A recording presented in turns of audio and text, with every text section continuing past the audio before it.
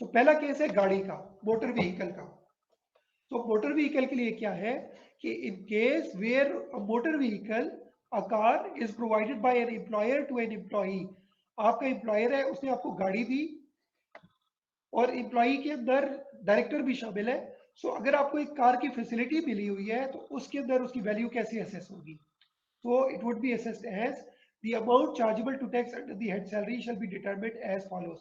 अगर वो गाड़ी आपको ऑफिशियल पर्पसेस के लिए मिली हुई है कि वो आपको गाड़ी तो मिली हुई है लेकिन उससे आपको सिर्फ और सिर्फ ऑफिस का काम करना होता है, वो ऑफिस के काम के लिए आपको अलाउड है, तो इसका मतलब है वो ऑफिशियल फैसिलिटी है, वो आपकी पर्सनल फैसिलिटी नहीं है। तो जब आपको सिर्फ ऑफिशियल पर्पसेस के लिए मिलेगी तो इसका मतलब है वो आपकी सैलरी का पार्ट नहीं होगा। So when a motor vehicle is provided to you by your employer but its purpose is official only, अगर सिर्फ और सिर्फ ऑफिशियल काम के लिए मिला कि जी आप आए और आपने क्लाइंट के साथ मीटिंग के लिए जाना है तो ऑफिशियल गाड़ी मिल गई, या अगर आपने परचेज के लिए जाना है तो ऑफिशियल गाड़ी मिल गई, या आपने किसी मीटिंग के लिए जाना है तो ऑफिशियल गाड़ी मिल गई, इन दैट केस आपकी सैलरी के अंदर कुछ भी एडिशन नहीं होगा।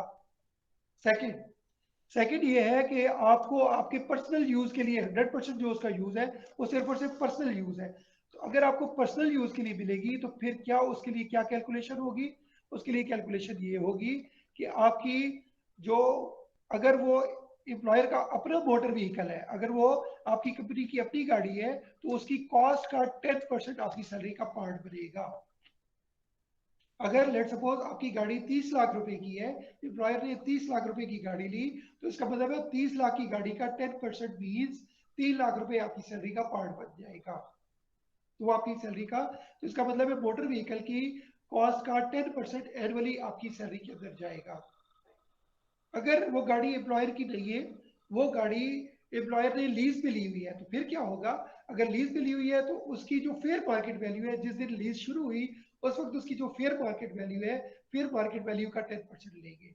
तो इसका मतलब ये है कि अब टिल नाउ हमने ये पढ़ा कि अगर आपका एम्प्लॉयर आपको motor vehicle as a facility देता है तो आप क्या करेंगे? अगर आपको as a facility motor vehicle मिला हुआ है तो व्हाट यू वुड डू, अगर आपने उसका देख रहे यूज क्या है, क्या वो आपको ऑफिशियल पर्पज के लिए दी हुई है या आपको पर्सनल पर्पजेस के लिए दी हुई है?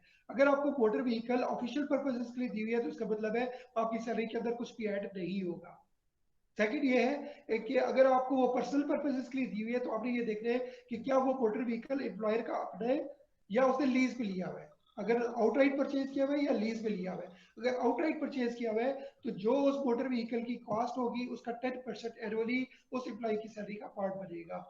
लेकिन अगर वो मोटर व्हीकल लीज पर है तो उसकी लीज स्टार्ट होने के टाइम के बाद जो उसकी फेयर मार्केट वैल्यू थी उसका 10% लेंगे, तो वो आपकी सैलरी के अंदर शामिल हो जाएगा।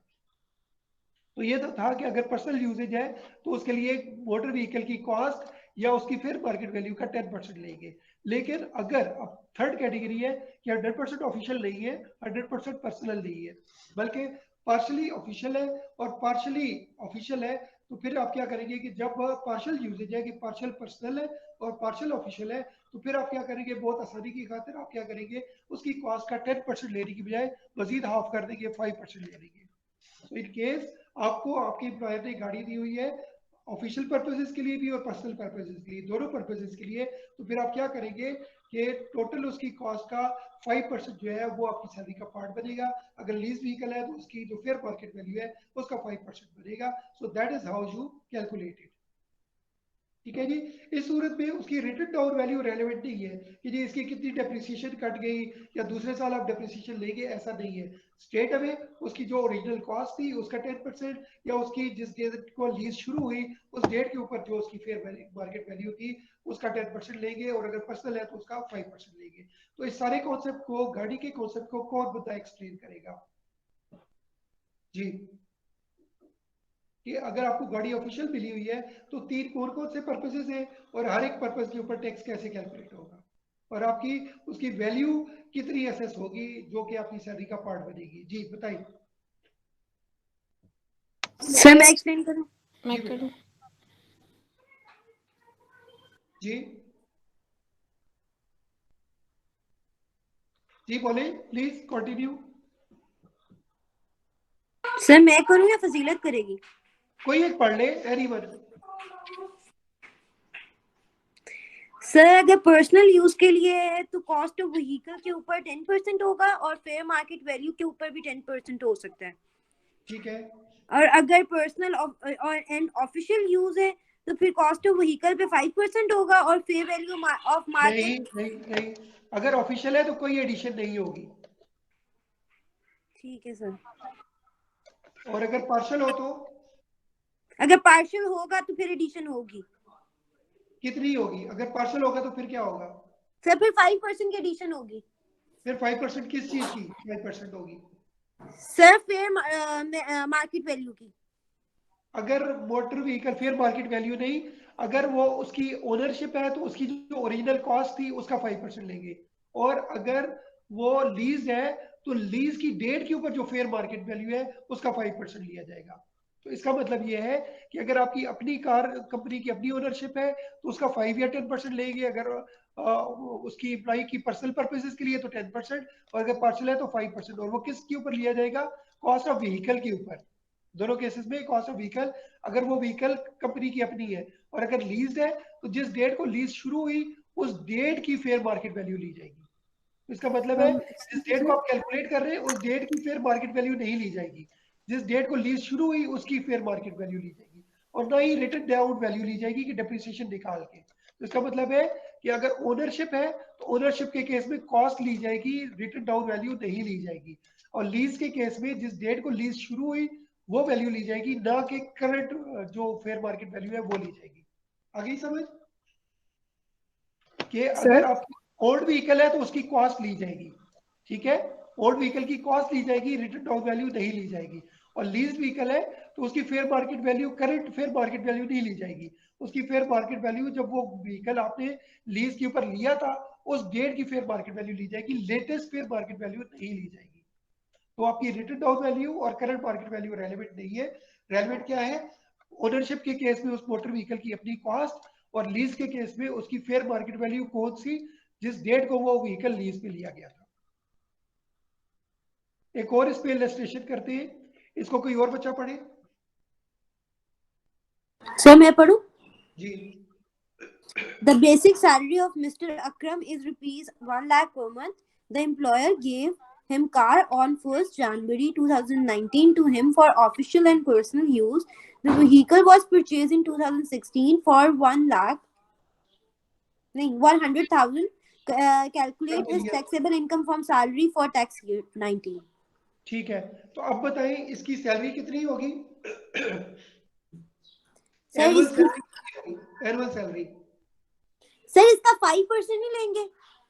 पहले तो आप सैलरी देखें ना, सैलरी कितनी लेंगे इसकी आप, सर सैलरी हम लेंगे 100,000 और एनुअल कितनी होगी? और एनुअली हम ये देख एनुअली इसको हम मल्टीप्लाई कर देंगे 12 से। जी, तो वो 1.2 मिलियन हो जाएगी, उसकी सैलरी क्या हो जाएगी? 1.2 1.2। मिलियन। Yes sir. अच्छा, अब उसको गाड़ी मिली हुई है, और वो गाड़ी मिली है 1 जनवरी से, और किस पर्पस के लिए मिली है? ऑफिशियल एंड ऑफिशियल और पर्सनल दोनों पर्सनल। यूज के लिए मिली है ना। तो जब ऑफिशियल और पर्सनल दोनों यूजेस के लिए मिली है तो क्या परसेंटेज लगेगी? 10% सर या 5% लगेगी कॉस्ट ऑफ व्हीकल पे। Cost of vehicle. अब कॉस्ट ऑफ व्हीकल क्या है? 100,000। 1 मिलियन। ठीक है सर। 1 मिलियन है, तो वन ठीक है। मिलियन का कितने परसेंट लगेगा? 5%। 5% लगेगा। ठीक है, अगर ये पूरे साल के लिए होती तो 1 मिलियन का 5% लेते, लेकिन ये कितने टाइम पीरियड के लिए है? ये सिर्फ है मैं बताती हूँ सर। फर्स्ट जनवरी तक है ना सर। 1 जनवरी से स्टार्ट हुई, 1 जनवरी से जून तक, तो 6 माह के लिए हुई, तो इसका मतलब है आपने पूरे सर साल की जून किधर मिलियन। लिखा हुआ है। जी, जून किधर लिखा हुआ है। देखिए ना, ये क्या लिखा हुआ है? Taxable income for salary for tax year 2019। ठीक है सर। तो उसको 1 जनवरी 19 से लेकर 30 जून 19 तक 6 माह तक के लिए ये फैसिलिटी मिली। देखिए ये टैक्स ईयर 19 कब स्टार्ट हुआ? सर ये तो पिछले 18 में स्टार्ट हुआ होगा ना 30 जून। जी, तो जुलाई 18 से शुरू हुआ, लेकिन उसको गाड़ी जुलाई 18 से नहीं मिली, उसको गाड़ी 6 महीने के बाद मिली, 1 जनवरी को मिली उसको गाड़ी। तो इसका मतलब है इस साल उसने ये फैसिलिटी पूरे 12 महीने नहीं अवेल की, उसने 6 मंथ्स के लिए अवेल की। सो गाड़ी की जो कन्वेंस की जो कॉस्ट है वो कैसे कैलकुलेट होगी? आपकी total value of the vehicle multiplied by 5% multiplied by 6 divide by 12, उसका हाफ कर देंगे। सो हमने कैसे कैलकुलेट किया, कॉस्ट ऑफ व्हीकल वो लिख दी, चूंकि ऑफिशियल और पर्सनल यूज दोनों के लिए है तो 5% ले लेंगे, और चूंकि ये पूरा साल नहीं रही, सिर्फ 6 माह के लिए रही, तो 6 डिवाइड बाय 12 करके ये कैलकुलेट करेंगे, तो इसकी वैल्यू आ गई 25,000 रुपीज। सो उसकी रेगुलर सैलरी है 12 लाख और कन्वेंस की फैसिलिटी है 25,000। सो 12 लाख प्लस 25,000, 12,25,000 आपकी टोटल सैलरी की कॉस्ट आ गई। ठीक है, तो आपकी टैक्सेबल इनकम क्या आ गई, रेगुलर सैलरी 12 लाख और आपकी मोटर व्हीकल की जो कन्वेंस का अलाउंस है, आपको जो कन्वेंस की अलाउंस नहीं है, कन्वेंस की जो फैसिलिटी मिली है, वो कन्वेंस की फैसिलिटी के मुताबिक 1 मिलियन आपकी गाड़ी की कॉस्ट थी, उसके ऊपर 5% लगता है अगर ऑफिशियल और पर्सनल दोनों यूसेज के लिए हो। साल नहीं किया, 6 मंथ्स के लिए किया, तो ये 25,000 हो गई, 1.2 मिलियन प्लस 25,000 1.225 मिलियन आ गया।